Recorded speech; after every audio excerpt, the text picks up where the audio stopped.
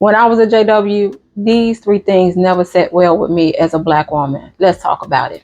Hey, and welcome back to Same Old Tea. In today's video, I want to talk about three things that never sat well with me as a Black woman. Namely, the stance on higher education. I know this is a hot topic amongst the JW community itself, as well as the ex-JW community. But as a Black woman, that stance never sat well with me. And here's why. Growing up, I come from a blue collar family. Family worked at like Ford Assembly Plant, 3M, Greyhound. That's pretty much soft sheen. So I thought when I grew up, I'm good. I'm going to get me a job, wherever. More than likely 3M or Ford. Those was my top two. But somewhere around, I think maybe about 8th grade, it was like, yeah, that's not an option. So you're going to go to this college prep Catholic school and you're going to go to college. Now, mind you, my grandparents, and I like to think probably my parents too saw it as, if you have a desk job, like one, you obviously will work, you wouldn't work as hard as far as labor, but they felt like you use your brain, and then they felt like it just was more money or prestige in it.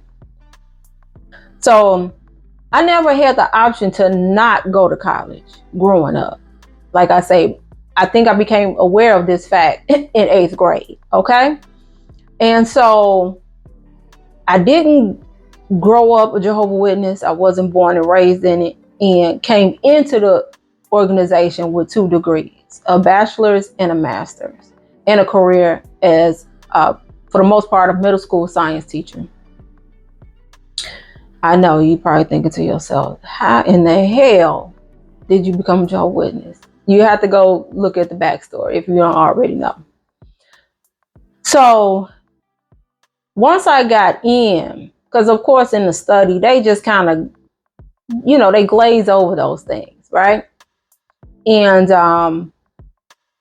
so once I got in, you get these local needs, you get these awake, articles and things like that. It's like, okay, they really don't want people to go and get educated. And at the time, I never really understood why. Like, how is this the devil? Okay, I get it. You don't want them going down south, because they might want to join sororities and fraternities. They might turn up. They might do all the things. Okay, I got that. But why can't you just go to like Chicago State or UIC? I'm from the Chicago area. Like, major universities that people commute to each and every day, right? Never really understood that. So why it really didn't sit well with me is, like I say, one, my family pressed upon me the importance of higher education.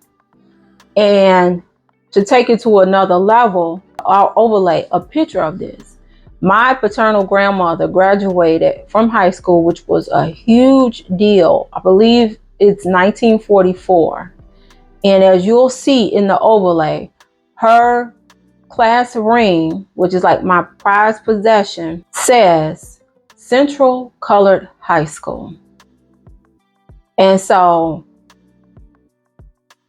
yeah, that blew my mind, right? And like I said, that's my prized possession. If you ever seen Down in the Delta with Alfred Witter and Wesley Snipes, that ring is my Nathan, if you ever seen that movie. So here it is, my grandma, one of the best people to ever walk the earth, in my opinion, had to go to the colored school, right? Graduate from the colored high school. And so once I saw that, it really began to click why it was not an option for me not to go to college. So becoming a Jehovah's Witness, learning their stance on it, I was just like, none of these younger kids better ever ask me for my 2 cents. They better never ask Sister T for her 2 cents. Because I will be like those weak witnesses in that convention summer video they was playing. I would be like, you can still be a JW, but you can go to school too. You know?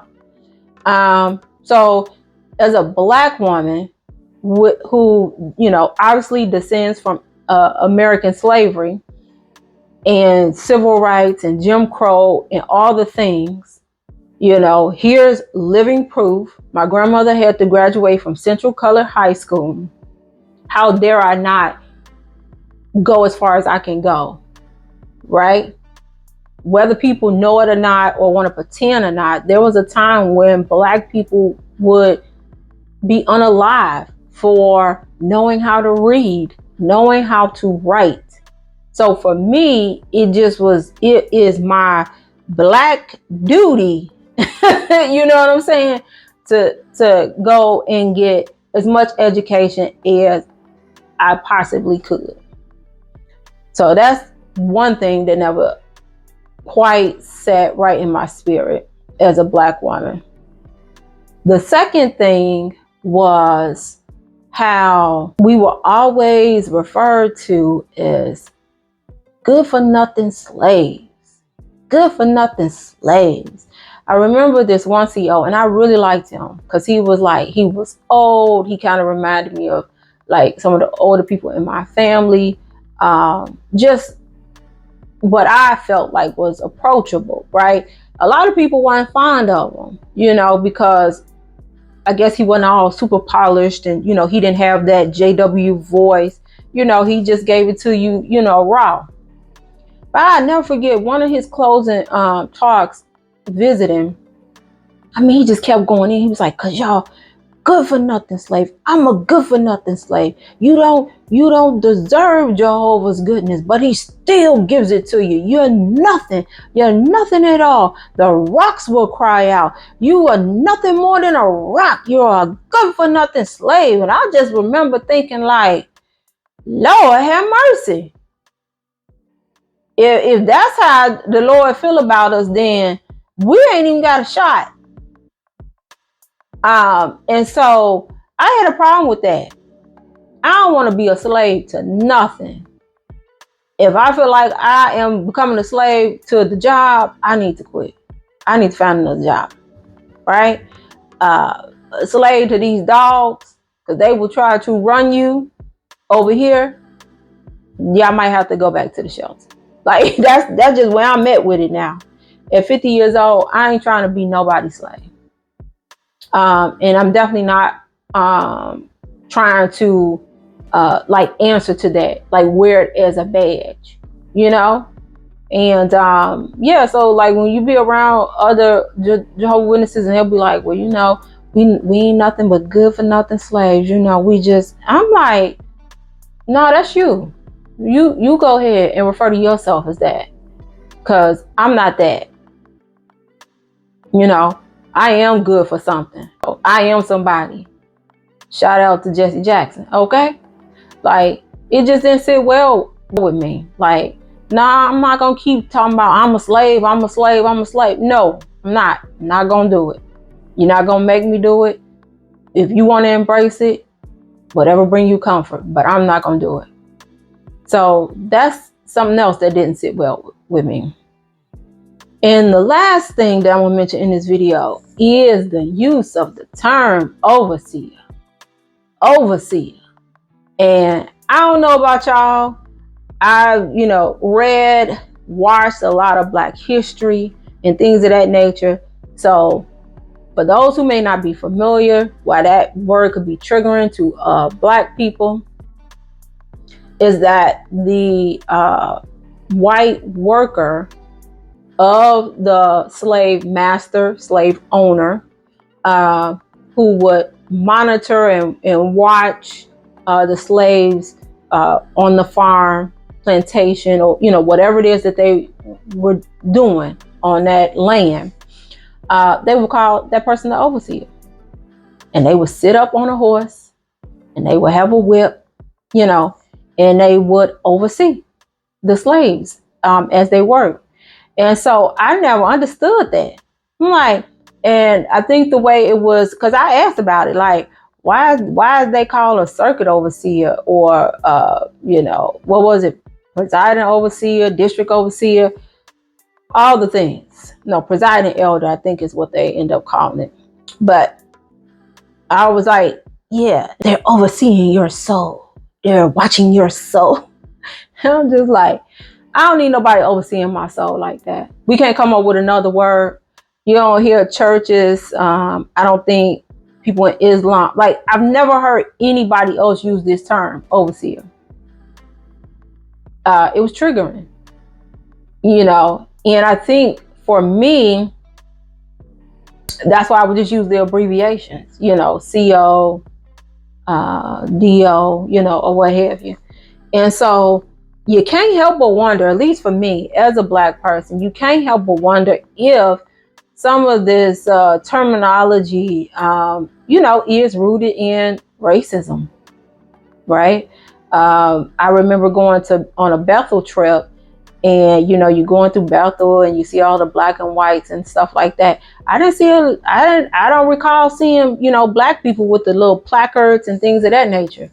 And I know there's been people who have done videos about like Blacks in the Jehovah's Witness organization.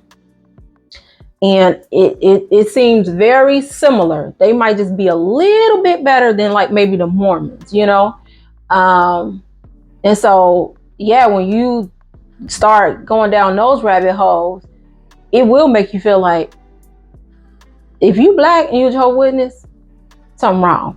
But of course, they'll you can apologize it away by saying, oh, that was then, this is now, and things of that nature. And it's like, okay, that's fair, but you still have to acknowledge, right? And where's the change? Overseer, you don't need nobody to oversee you. It's religion, right? It's supposed to be about spiritual things and stuff like that. I don't know. Overseer just does not convey to me warmth and care and compassion. Why not call it the circuit shepherd, right? Why not call it the district shepherd? Why not call it, presiding shepherd? I'm just saying, shepherd, right? You can visualize that. Shepherd sounds more caring and making sure everyone's tended to and things of that nature. Overseer sound like somebody cracking the whip. That's what it sounds like. So these things just kind of boiled up in me this week because of this reversal with the higher education.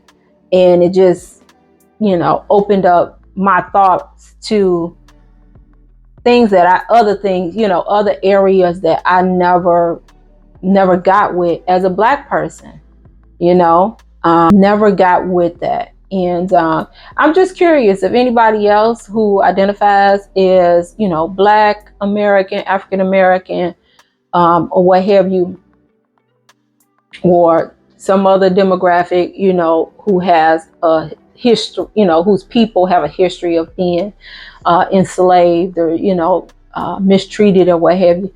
How did that make you feel, hearing those terms and things of that nature? So this was just something that has bugged me in the past. It came back up this week, covering this new light and listening to people's perspectives. So just wanted to put a video together just to see what you all thought and to share my thoughts. So if you like this video, please give us a like. If you have any comments about this, keep it respectful, right? Not trying to make it like this race thing, but hello, I'm a Black woman, okay? So I can have my experience as a Black woman in the JW organization. So feel free to comment. And if you are not part of the Real Ones tribe, come on over here, because we have a good time. We help people and we hold space for people who, may have never experienced somebody extending true grace, kindness, and energy for them. So we do that over here. So please hit subscribe. And if you think somebody might find this interesting or have had these thoughts before in the past, please do share the video. Until the next time, I'm out. Peace.